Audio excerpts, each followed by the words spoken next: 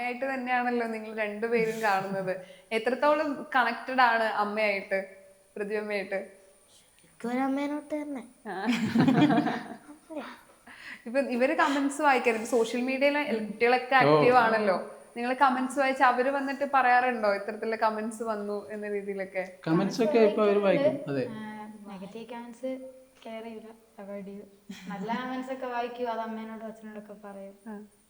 പിന്നെ രണ്ടുപേരും വളരെ ബോൾഡ് ആയിട്ടുള്ള രണ്ട് കുട്ടികളാണ്. നിങ്ങൾ അങ്ങനെ സ്ട്രോങ് ആയിട്ട് തന്നെ രണ്ടുപേരും വളർത്തുന്നതെന്ന് തോന്നുന്നു അല്ലേ? അതെന്താന്ന് വെച്ചാൽ ഞാൻ പറഞ്ഞല്ലോ, നമ്മളിപ്പോൾ ലൈഫിൽ ഇപ്പം ഇവരെ നമ്മൾ അഞ്ചാളിൽ ഏതി ഒരാൾ മാറിയാൽ നമ്മളെ എടുത്ത് കെട്ടിപ്പോണ്ടോന്ന് ഈ ഒരു ഫാമിലി പോകും. ശരിയാ. അപ്പം അത് മോളായാലും കുഞ്ഞു ആയാലും സിദ്ധു ആയാലും ഒക്കെ തന്നെ. അപ്പോൾ ഞാൻ ഇവരോട് ഇപ്പം നാലാമത്തെ കൊല്ലമാണ് ഇപ്പോൾ ഇവിടെ കല്യാണം കഴിഞ്ഞിട്ട്. അപ്പം ഞാൻ അപ്പം തൊട്ട് പറയലുണ്ട്, നമ്മളെ അഞ്ചാൾക്ക് നമ്മൾ അഞ്ചാളേ ഉള്ളൂ എന്നുള്ളൊരു ഇതിൽ തന്നെയാണ് ഇപ്പോഴും പോകുന്നത്. അപ്പോൾ അതുകൊണ്ട് തന്നെ നിങ്ങൾ ബോൾഡായി നിൽക്കണം. ഇല്ലെങ്കിൽ നമ്മളോട് പറഞ്ഞു തരാൻ ഒരുപാട് ആൾക്കാരുണ്ടാവും, അങ്ങനെയാണ് ഇങ്ങനെയാണ്. പക്ഷെ അവർക്കൊന്നും നഷ്ടപ്പെടാനും ഉണ്ടാവില്ല. നെഗറ്റീവ് കമന്റ് ഇടുന്ന ഇപ്പം പറഞ്ഞ സൈഷേട്ടൻ പറഞ്ഞ പോലെ തന്നെ ആദ്യമൊക്കെ ഞാൻ ശരിക്കും മതി ഇത് നിർത്തുക. കാരണം പിന്നെ എൻ്റെ മൈൻഡിൽ തന്നെ തോന്നാൻ തുടങ്ങി, ഞാൻ ജീവിത അവസാനം വരെ ഞാൻ എപ്പോഴും ഇത് തന്നെയായിരിക്കും, ഞാൻ സെക്കൻഡ് മദർ, അല്ലെങ്കിൽ ഞാൻ എന്ത് ചെയ്തിട്ടും കാര്യം ഉണ്ടാവില്ല ലൈഫിൽ. സൈഷേട്ടൻ്റെയും എപ്പം രണ്ടാം സ്ഥാനം. എന്ത് ചെയ്ത് എനിക്ക് എൻ്റെ കഴിഞ്ഞ ലൈഫ് എന്നൊക്കെ ചിന്തിച്ചിട്ടുണ്ട് യൂട്യൂബ് തുടങ്ങിയ സമയത്ത്. പിന്നെ സൈഡിയേട്ടൻ പറഞ്ഞ പോലെ ഇങ്ങനെ തന്നെ പോയിക്കോ, ഇതിനൊരു മാറ്റം വരും എന്ന് പറഞ്ഞ പോലെ ഞാൻ എൻ്റെ എല്ലാവരും പറഞ്ഞതെന്ന് വെച്ചാൽ ഇത് പോയാൽ 2 ആഴ്ച അല്ലെ 1 മാസം കഴിഞ്ഞാൽ അത്രത്തോളം ഓരോരുത്തർക്ക് അഭിനയിച്ച് പിടിച്ചു നിൽക്കാൻ പറ്റുമെന്ന് പറഞ്ഞത്. അതായത് ക്യാമറേൻ്റെ മുന്നിൽ നമ്മൾ ഈ വീഡിയോസിൽ ഇതിലൂടെ അഭിനയിക്കുകയാണ്, ഏറ്റവും കൂടുതൽ കമന്റ്സ് വരുന്നു അതാണ്, അഭിനയിക്കുകയാണ്, അത്രയ്ക്ക് പിടിച്ചു നിൽക്കാൻ പറ്റുമെന്ന്. അപ്പം ഇപ്പം 4 കൊല്ലമായി. അപ്പം ഞാൻ പറഞ്ഞു 4 കൊല്ലമൊക്കെ ഞാൻ അഭിനയിക്കണമെങ്കിൽ എനിക്ക് ഓസ്കാർ അവാർഡില്ല കിട്ടും, ഇത്രയും നല്ലോണം തന്നെ അഭിനയിച്ച് പോകണമെങ്കിൽ. അപ്പം അപ്പം ആ സമയത്ത് അതുപോലെ തന്നെ പോയി, വേറെ ഒന്നും ഒരു മാറ്റമൊന്നും വരുത്തിയില്ല. നമ്മളെങ്ങനെയാണോ അത് തന്നെയാണ് നമ്മളെ ലൈഫിൽ വീഡിയോസിലൊക്കെ. അപ്പം അങ്ങനെ തന്നെ പോയ സമയത്ത് പിന്നെ എല്ലാവർക്കും എന്തിന് നമ്മളെ എതിർത്ത് നമ്മളെ ഫാമിലി തന്നെ ഉണ്ടല്ലേ ചേട്ടാ, ഫാമിലിയിൽ തന്നെയുള്ള ആൾക്കാർക്ക് തന്നെ തോന്നി ഇതിലൊരു മാറ്റമില്ല, ഇവരുടെ ജീവിതം തന്നെയാണ്, ഇതിൽ ഒന്നും അധികമായിട്ട് കാണിക്കുന്നില്ല എന്നൊക്കെയുള്ളൊരു തോന്നലിന് പിന്നെ അത് നെഗറ്റീവ് പോസിറ്റീവായി മാറിയിട്ടാ. പിന്നെ കുറേ പോസിറ്റീവായി മാറി. പിന്നെ ഇവരെന്ന് പറയുന്നത് ഇവരാണ് 3 ആളാണ് ഞങ്ങളൊരു ശക്തി പ്രതീക്ഷ. ബ്ലോഗിങ്ങിലും ഇവർ 3 പേര് ഭയങ്കര ഒരു സപ്പോർട്ട് തരുന്നുണ്ടെന്ന് എനിക്കറിയാം. തളരുന്ന സമയത്ത് എങ്ങനെയാ ഇവരുടെ സപ്പോർട്ട് എങ്ങനെയാ? അമ്മ തളരുന്ന സമയത്ത് എങ്ങനെയാ നിങ്ങൾ ഇനിയും വീഡിയോ ചെയ്യണം എന്നൊക്കെ പറയാറുണ്ടോ? വീഡിയോ എല്ലാ ദിവസവും ചെയ്യലുണ്ടായിരുന്നു, ഞാൻ ഇടയ്ക്കൊക്കെ സ്റ്റോപ്പായി പോകും. പക്ഷെ അപ്പോഴും ഞാൻ സപ്പോർട്ട് ചെയ്യൊക്കെ ഉണ്ട്. വീഡിയോ സ്ഥിരമായിട്ട് വീഡിയോയിൽ എല്ലാവരും ഉണ്ടാകുമ്പോൾ ഒരു സുഖം. ചേച്ചീനെയാണ് ഇപ്പൊ ഓളുണ്ടെങ്കിലാണ് ഇവർക്കൊക്കെ ഭയങ്കര ഇൻസ്പിറേഷൻ ഓളാണ്. അപ്പൊ ഓള് ഏറ്റവും കൂടുതൽ ഓള് പറയും, ഇപ്പൊ നമ്മളെ അച്ഛനും അമ്മയും വേറൊരാള് പറയാൻ സമ്മതിക്കരുത് എന്നുള്ള ആ ഒരു ഇതിൽ മുന്നിലോളാണ്. പിന്നെ അത് ആദ്യം ഇവര് ചെറുതായിരുന്നു, ഇപ്പം കുഞ്ഞു കുറച്ചുകൂടെ ഇതായ സമയത്ത് ഇപ്പൊ കുഞ്ഞുവിനും തോന്നി വേറൊരു ആൾക്കാർക്ക് പറയാനുള്ളതല്ല ഞങ്ങളെ അച്ഛനും അമ്മയും. ഇപ്പൊ ഇനി ആൾക്കൊരു അച്ഛനും അമ്മയും എന്ന് പറഞ്ഞിട്ട് വേറൊരാൾ വരാനില്ല. അപ്പൊ അങ്ങനെ പല പല കാര്യങ്ങൾ ഇപ്പൊ ഇവനാണ് കുറച്ചുകൂടെ അറിയാൻ ആയി വരുന്ന ആളുകളല്ലോ. അപ്പൊ ആ ഒരു രീതിയിൽ ഓനെ മാത്രമേ ഞങ്ങൾക്ക് കുറച്ചൊരു ഇതുള്ളൂ, ബാക്കി 2 ആളും കുറച്ചുകൂടി നല്ല ബോൾഡ് എല്ലാം അറിയുന്നതാണ്. ഇവരോട് പറഞ്ഞു കൊടുക്കാറുണ്ടോ ഇപ്പം സിസ്റ്ററെ കുറിച്ചായാലും? ആളെന്ന് കുഞ്ഞായിരുന്നു, വളർന്നു വരുന്ന സമയത്ത് കാര്യങ്ങൾ അവര് ആക്ച്വലി ഇത് ഇപ്പൊ കുഞ്ഞുവാണെങ്കിലും സിദ്ധു ആണെങ്കിലും അവർക്ക് അതാണ് എൻ്റെ ഏറ്റവും വലിയൊരു കരുത്ത് എന്ന് പറയുന്നത്. ഇപ്പം ലിനി മരിച്ചതിന് ശേഷമൊക്കെ ഈ കാര്യങ്ങളൊക്കെ എങ്ങനെയാണ് പോയതെന്നും അതിൻ്റെ എല്ലാ ഡീറ്റെയിൽസും അവർക്ക് 2 അറിയാം. നമ്മൾ ഈ കാര്യങ്ങളൊക്കെ സംസാരിച്ചിട്ടുണ്ടായിരുന്നു ഒന്ന്. കാരണം എനിക്ക് അവരെ അറിയിച്ചിട്ട് മാത്രമേ എനിക്ക് മുന്നോട്ടൊരു ലൈഫിലേക്ക് പോകാൻ പറ്റുള്ളൂ. കാരണം അവരാണ് എൻ്റെ കൂടെ വേണ്ടത്. അപ്പോൾ ആ രീതിയിൽ തന്നെ അവർക്ക് എല്ലാ കാര്യവും ബോധ്യപ്പെടുത്തിയിട്ട് തന്നെയാണ് അവരോട്. ഇപ്പോൾ ഞാൻ ഇപ്പോൾ ഒരാളെ കാണിച്ച് ഇനി ഇതാണ് അമ്മ എന്ന് പറയണമെങ്കിൽ അതെനിക്ക് അത്രമാത്രം പ്രിയപ്പെട്ടതായിരിക്കണം എന്താണെങ്കിലും. അപ്പോൾ അത് ഇവരെ ബോധ്യപ്പെടുത്തി കൊടുക്കാൻ ആദ്യം കുറച്ച് ബുദ്ധിമുട്ടും കാര്യങ്ങളൊക്കെ ഉണ്ടായിരുന്നു. പക്ഷേ ദൈവത്തിൻ്റെ ഇതുകൊണ്ടായിരിക്കാം ഞാൻ പറഞ്ഞ അതിന് ശേഷം അന്ന് മുതൽ തന്നെ പ്രതിഭയെ അമ്മയെന്ന് തന്നെയാണ് വിളിക്കാറ്. അത് തന്നെയാണ് അതിൻ്റെ ഒരു തുടക്കം. കാരണം ഒരു കല്യാണം നമ്മൾ ഉറപ്പിച്ചിട്ട് 1 വർഷത്തോളം സമയം ഉണ്ടായിരുന്നു. അപ്പോൾ ആ സമയത്ത് ശരിക്കും ഒരമ്മ എന്താണോ മക്കൾക്ക് ചെയ്യേണ്ടത് ആ സമയത്തേ ചെയ്തു പോയിട്ടുണ്ടായിരുന്നു. കല്യാണം ഒരു ചടങ്ങ് മാത്രമായിരുന്നു ശരിക്കും. ആ ഒരു വർഷക്കാലം തന്നെ നമ്മളൊരു എന്താ ഒരു കുടുംബമായിട്ട് തന്നെ നിന്ന് പോയിട്ടുണ്ട്. ഇവർ ഡെയിലി വിളിക്കായിരുന്നു, വീഡിയോ കോൾ വിളിക്കുന്ന സമയത്തും അമ്മ ഇന്ന കാര്യം ഒരു വീട്ടിൽ നടക്കുന്ന കാര്യം അമ്മേനോട് പറയുന്ന, അപ്പോൾ എന്നും അമ്മേനെ വിളിച്ച് പറയണം എന്നുള്ളൊരു ചിന്താഗതി വന്നു. അപ്പോൾ ആ ഒരു ബോൾഡ് കല്യാണത്തിന് മുമ്പേ ഞങ്ങൾക്ക് ഉണ്ടായിട്ടുണ്ട്. അതുകൊണ്ട് തന്നെയാണ് ഈ ഞങ്ങൾ കല്യാണം കഴിക്കുന്ന സമയത്ത് ഞങ്ങൾ രണ്ടാളും തീരുമാനിച്ചത്, സാധാരണ എവിടെന്നെങ്കിലും പോയി ഇപ്പോൾ സെക്കൻഡ് മാരേജും കാര്യമായതുകൊണ്ട് എവിടെന്നെങ്കിലും ഒരു രജിസ്റ്റർ വിവാഹം മതി എന്നുള്ള രീതിയിലായിരുന്നു. പല ആൾക്കാരും അത് എന്നോടും പറഞ്ഞിട്ടുണ്ട്, അത് മതിയല്ലോ എന്ന് പറഞ്ഞു. പക്ഷേ എനിക്കും പ്രതിഭക്കും നിർബന്ധമായിരുന്നു ഞങ്ങളുടെ മക്കൾ, കാരണം അവരാണ് ഇനി ഞങ്ങളുടെ താങ്ങ്. അപ്പോൾ അവരെ മുൻനിർത്തി അവരെ കൈപിടിച്ച് തന്നിട്ട് വേണം ഞങ്ങൾക്ക് കല്യാണം കഴിക്കണം എന്നുള്ള രീതിയിൽ. അപ്പം അങ്ങനെയാണ് മക്കളെ മുൻനിർത്തി തന്നെയാണ് ഞങ്ങൾ കല്യാണ വീഡിയോ കണ്ടാൽ അറിയാം. ഞങ്ങളെ കല്യാണം കഴിഞ്ഞ ശേഷം ഈ 3 മക്കളെയും പിടിച്ചിട്ടാണ് അമ്പലം പ്രദക്ഷിണം ചെയ്തത്. അപ്പോൾ അതൊക്കെ ഞങ്ങളുടെ മനസ്സിൽ ആദ്യമേ പറഞ്ഞ പോലെ തന്നെ ഇങ്ങനെ ആയിരിക്കണം എന്നുള്ളൊരു ബോധ്യം ഞങ്ങൾക്ക് ഉണ്ടായിരുന്നു. മക്കള് അത് അച്ഛനും അമ്മയും എന്നുള്ള രീതി തന്നെ ആയിരിക്കണം. പ്രതിഭ ഇപ്പം ദേവു ആണ് കുറച്ചൊരു വലിയ കുട്ടിയാണ്. അപ്പോൾ അവള് ഏകദേശം 10ാം ക്ലാസ് ആയ സമയത്താണ് നമ്മൾ കല്യാണം കഴിക്കുന്നത്. അപ്പം അത്രയും വലിയൊരു കുട്ടി ഇപ്പോൾ അച്ഛനായിട്ട് എന്നെ സ്വീകരിക്കുന്ന ആ ഒരു ബുദ്ധിമുട്ടും കാര്യമൊക്കെ ആ സമയത്ത് എനിക്കും തോന്നിയിട്ടുണ്ട്. പക്ഷേ അത് എന്തോ ഭാഗ്യത്തിന് അതും ആ രീതിയിലും വന്നു. അപ്പോൾ മക്കളാണെങ്കിൽ ചെറുപ്പത്തിൽ തന്നെ അമ്മ എന്ന് വിളിക്കുക എന്നുള്ളൊരു ഇതും വന്നു. അപ്പോൾ അതൊക്കെ ഒത്തുചേർന്നിട്ട് കൊണ്ടുപോകാൻ പറ്റിയ തന്നെയാണ് ഏറ്റവും വലിയൊരു കാര്യം. ഇപ്പം ഈ കല്യാണത്തിന് മുൻപ് 1 വർഷം മുമ്പ് തന്നെ ഇവരെ മനസ്സിലാക്കി ഒരു സമയം ഒരു മനസ്സുണ്ടല്ലോ.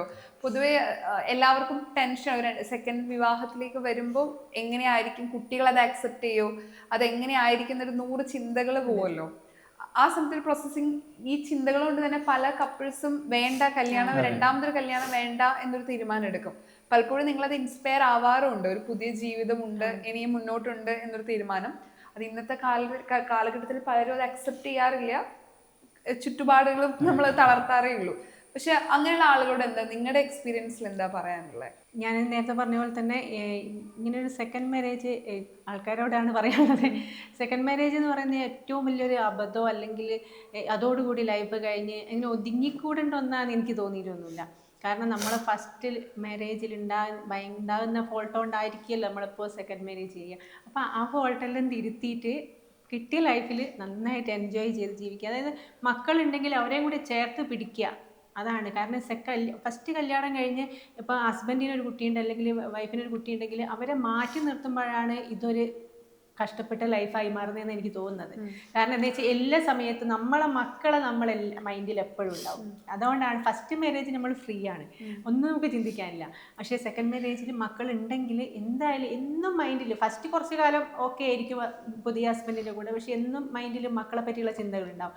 ഒരിക്കലും ലൈഫ് ഒരു ഫുള്ളായിട്ട് നമുക്ക് തോന്നൂല, നമ്മൾ കംപ്ലീറ്റ് നമുക്ക് സാറ്റിസ്ഫാക്ഷൻ ആയിട്ട് ഉണ്ടാവില്ല എന്ന് എനിക്ക് തോന്നുന്നത്. അപ്പോൾ ഇവരോട് ചേർത്ത് പിടിക്കുമ്പോൾ ഇവർക്കൊരു ലൈഫായി, നമ്മൾക്കൊരു എൻജോയ്മെൻറ്റായി. ഈ നെഗറ്റീവ് കമൻറ്റിൽ ഇടുന്ന പോലെ തന്നെ മക്കൾക്ക് വേണ്ടി കല്യാണം കഴിച്ചാന്ന് പറഞ്ഞിട്ട് ഓനും കൂടി അതാ അടിച്ചു പൊളിച്ച് നടക്കുന്നതെന്ന് പറയുന്ന നേരം അവർ ചിന്തിക്കേണ്ട ഒരു കാര്യം എന്ന് വെച്ചാൽ ഇവർക്കൊരു ലൈഫ് കൊടുക്കണമെങ്കിൽ ഞാൾ തന്നെ ആദ്യം ഹാപ്പി ആയിരിക്കണം, പിന്നെ ഇവരുടെ കൂടെ നമുക്കും ലൈഫ് വേണം.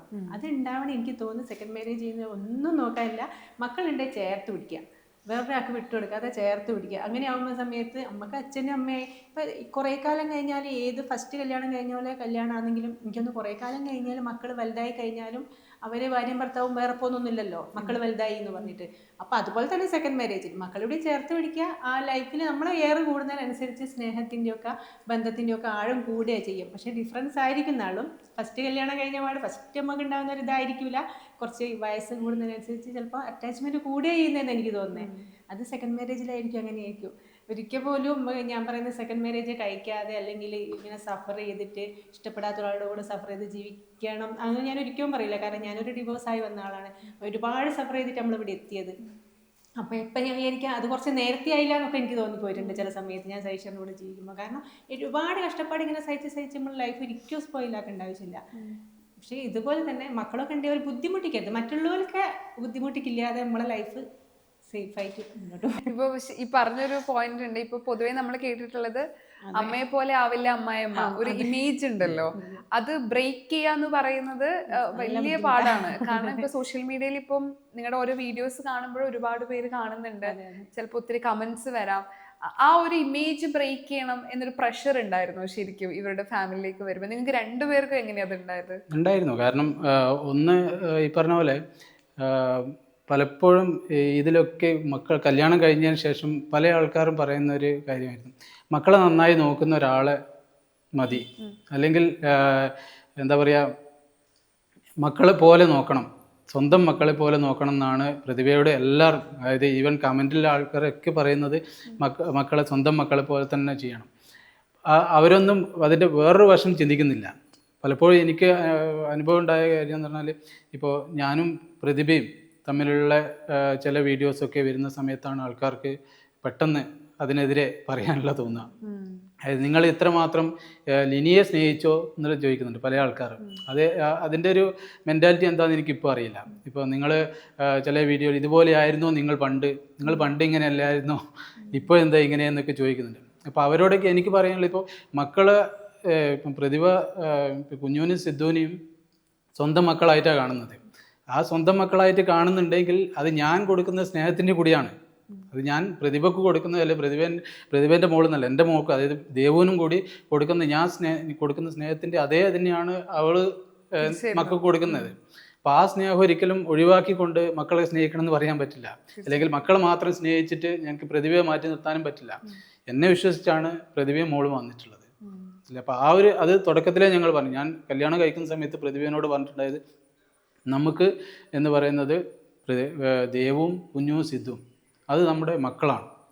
ആ രീതിയിൽ തന്നെയാണ് നമ്മൾ ത്രൂ ഔട്ട് പോകുന്നത്. പക്ഷേ അന്നും ഞാൻ പറഞ്ഞിട്ടുള്ളൊരു കാര്യമാണ്, നമുക്ക് ഏറ്റവും കൂടുതൽ ഒരു പ്രഷറും കാര്യമൊക്കെ വരുന്നതെന്ന് പറഞ്ഞാൽ, ഇവർക്ക് ഒരു വലിയൊരു, അതായത് എൻ്റെ ഭാര്യ ഉണ്ടായിരുന്ന ലിനി എന്ന് പറയുന്ന ആ ഒരു വ്യക്തിയുടെ വലിയൊരു സ്വാധീനം ബേക്കിലുണ്ട്. അത് സമൂഹം കാണുന്നതും നമ്മുടെ മക്കളെ കാണുന്നതും ഒക്കെ ആ ഒരു വലിയൊരു കാര്യം പിറകിലുണ്ട്. അതുകൊണ്ട് തന്നെ നമ്മൾ നോക്കി കാണുന്നതും ഒക്കെ പലതരത്തിലായിരിക്കും. അത് ത്രൂ ഔട്ട് നമ്മുടെ ലൈഫിലുണ്ടാവും. നമ്മുടെ ലൈഫിൽ ആ ഒരു കാര്യം ത്രൂ ഔട്ട് ഉണ്ടാവും. പക്ഷേ അതൊരിക്കലും നമ്മളെ ലൈഫിലൊരു എന്താ പറയുക, നമ്മുടെ കൂടെ തന്നെയുള്ള ഒരാളായിട്ട് തന്നെ കാണാം. ഒരിക്കലും നമുക്കൊരു നമ്മുടെ ഫാമിലി ഇതൊരു പ്രശ്നം എന്നുള്ള രീതിയിലേക്ക് വരാൻ പാടില്ല. ഇത് ഇന്നേ ആളെ മക്കളാണ് എന്നുള്ള രീതിയിൽ നമ്മളൊരിക്കലും പറഞ്ഞിട്ടില്ല. നമ്മളെപ്പോഴും പറയുന്നത് പ്രതിഭയാണ് അമ്മ. ഈവൻ കുഞ്ഞുവും സിദ്ധുവും ഇപ്പോൾ സ്കൂളിൽ നിന്ന് പോലും ചോദിച്ചു കഴിഞ്ഞാൽ അമ്മയുടെ പേരെന്താണെന്ന് ചോദിച്ചാൽ ഇവർ ഓട്ടോമാറ്റിക്കലി പറയും. അതൊരിക്കലും അവരെ ഫോഴ്സ് ചെയ്തിട്ടല്ല, ഓട്ടോമാറ്റിക് അവർക്ക് വരുന്ന അവരുടെ അമ്മ എന്ന് പറയുന്നത് പ്രതിഭയാണ്. ലൈവിൽ നമുക്ക് അതാണ് ഇപ്പോൾ ഏറ്റവും കൂടുതൽ നമ്മൾ ആ രീതിയിലാണ് നമ്മൾ മക്കളെ ചെറുപ്പത്തിലേ കൊണ്ടുപോകുന്നത്. അത് പല ആൾക്കാർക്കും അത് മനസ്സിലാക്കി കൊടുക്കണം എന്നുള്ളൊരു ചിന്താഗതി തുടക്കത്തിലേ ഞങ്ങൾക്ക് ഉണ്ടായിരുന്നു. അത് ഒരിക്കലും നമ്മളിതൊരു അഭിനയിച്ച് കാണിക്കുന്നതല്ല. ത്രൂ ഔട്ട് ഞങ്ങളെ കുടുംബത്തിനോ അല്ലെങ്കിൽ ഞങ്ങളെ അറിയുന്ന സുഹൃത്തുക്കൾക്കൊക്കെ അറിയാം ഈ മക്കൾ എത്രമാത്രം പ്രതിഭയായിട്ട് അറ്റാച്ച് ചെയ്തിട്ടുണ്ട്, അല്ലെങ്കിൽ ദേവു ഞാനുമായിട്ട് അങ്ങ് എത്രമാത്രം അറ്റാച്ച് ആയിട്ടുണ്ട് എന്നുള്ള കാര്യം ഞങ്ങളെ അറിയുന്ന ആൾക്കാർക്ക് അറിയാം. പുറമേ നിന്ന് ആൾക്കാർ കാണുന്ന പോലെയല്ല.